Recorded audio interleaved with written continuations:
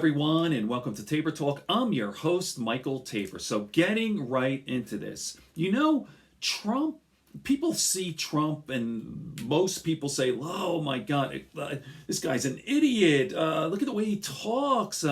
His tweeting, he writes at a third grade level. Like this guy is a dolt, a moron. Now, most people feel this way, with exceptions, I guess, the deplorables. They think he's some sort of god or whatever. But, and it is in fact true. Like, if you did not know about Trump, his background and history, and you weren't around in the 80s and 90s or whatever, and if you just saw him, like, let's just say you were, I don't know, an anthropologist from Mars, you'd say, boy, this guy's fucking dumb. Did he ever go to school? He talks and writes at a third grade level. So, okay.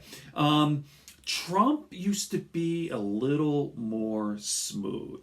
In fact, if you see, I'm going to show a little clip here, an interview done in 1982. He was quite impressive, and he developed, unlike his father, Fred, you know, was a big developer in New York, but he really, his focus was in the boroughs, you know, Queens and the Bronx, a little bit in Brooklyn, mostly Queens and the Bronx. And it wasn't, Donald was the first one, you know, from the family to push into Manhattan. And he did quite a good job, in fact.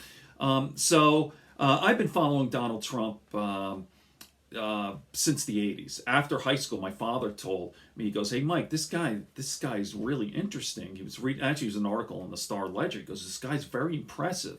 This developer from New York. And I go, oh, well, what's his name? He goes, Donald Trump. And I did some research. I read a little bit. And okay, I'll talk a little bit about that after I play this little video. But this is Donald Trump, 1982.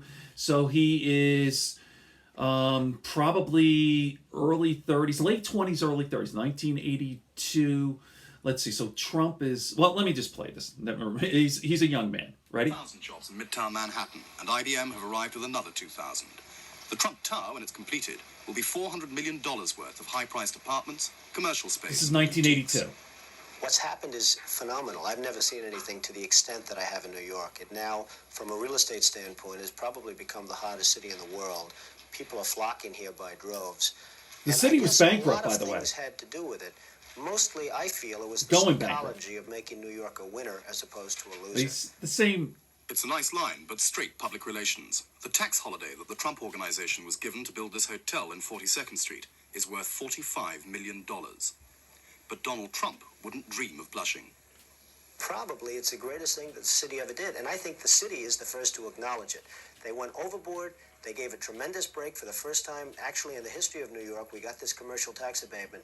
We took a building that had one person working. We now employ 2,000 people, and we employed during peak construction periods over 4,000 people. So the city is the big winner. I might add one other thing. I would have never built the development if I didn't get the tax abatement.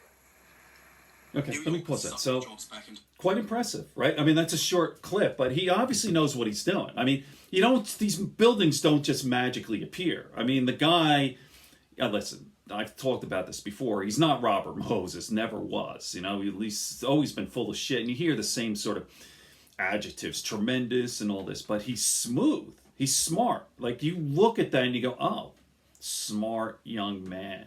Developer. So, and it is true. I wasn't really that impressed when my father, said, "Oh, this Trump," and I'm like, "Oh, really?" But his resume was quite impressive. I never thought of him as a dumb guy. I thought he was a shrewd businessman, a bit of an asshole back then. And I read a lot more how corrupt he was and all that, but never like this dull. Like, no, he talks like he's, I don't know, is it dementia? I don't know what's going on. He is 73 years old, and he's obviously not as smooth. So, okay, surprising, right?